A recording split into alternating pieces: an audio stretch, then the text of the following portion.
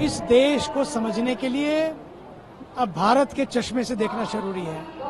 इस देश को हमें अपनी ऐनक बदलनी है, अपने चश्मे बदलने हैं और अपने एंगल बदलने हैं।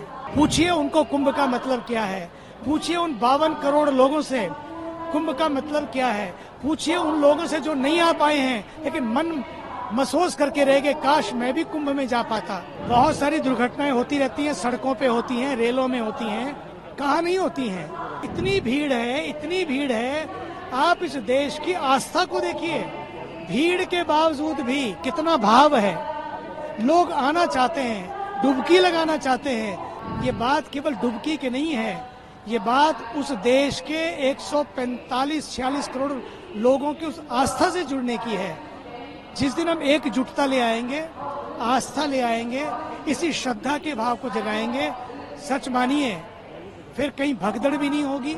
इस देश को समझने के लिए अब भारत के चश्मे से देखना जरूरी है। इस देश को हमें अपनी ऐनक बदलनी है, अपने चश्मे बदलने हैं और अपने एंगल बदलने हैं। तब हमें समझ में आएगा कि कुंभ है क्या। कुंभ वो है जो करोड़ों करोड़ों लोग चले आ रहे हैं, जो नहा गए वो वापिस आ रहे हैं। उनको लगता है कि अभी भी मन भरा नहीं है, यहाँ आकर कितना अच्छा लग रहा है। हमारे यहाँ तो पूरे विश्व से लोग आ रहे हैं और जो जा रहा है वो वापिस आने का मन कर रहा है। इसका मतलब क्या होता है?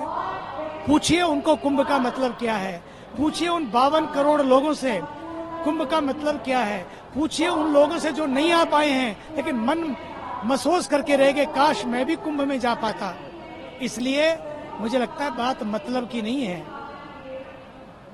जहां मतलब ना सदता हो वहां पर हम कुछ भी कह सकते हैं, ऐसा नहीं होना चाहिए।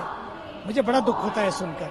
श्रद्धालुओं को कैसे देखते हैं जो कुंभ दिल्ली में जो भगदड़ हुई है? देखिए, बहुत सारी दुर्घटनाएं होती रहती हैं, सड़कों पे होती हैं, रेलों में होती हैं, कहाँ नहीं होती हैं।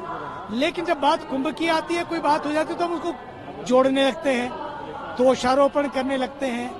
तो हाँ, इतनी भीड़ है, इतनी भीड़ है। आप इस देश की आस्था को देखिए, भीड़ के बावजूद भी कितना भाव है। लोग आना चाहते हैं, डुबकी लगाना चाहते हैं, ताकि मैं कहीं पीछे न रह जाऊं, मेरी भी डुबकी लग जाए, मेरे भी पूर्वज तर जाए, मेरे भी पाप नष्ट हो जाए, मुझे भी कुछ पुण्य प्राप्त हो जाए, मैं भी इस महाकुंभ में स्नान करके अपने को भाग्यशाली समझूं, अपने को पुण्यशाली समझूं। और सच तो ये है, ये केवल बात स्नान की नहीं है, ये बात केवल डुबकी की नहीं है, ये बात उस देश के 145-46 करोड़ लोगों की उस आस्था से जुड़ने की है। जिस दिन हम एकजुटता ले आएंगे, आस्था ले आएंगे, इसी श्रद्धा के भाव को जगाएंगे, सच मानिए फिर कहीं भगदड़ भी नहीं होगी। भीड़ तो होगी लेकिन भाव से भरी भीड़ होगी। इसलिए भगदड़ ना हो, इसके लिए हम नियमों का पालन करें। प्रशासन ने जो नियम बनाए उसका पालन करें तो सारा काम बन जाएगा।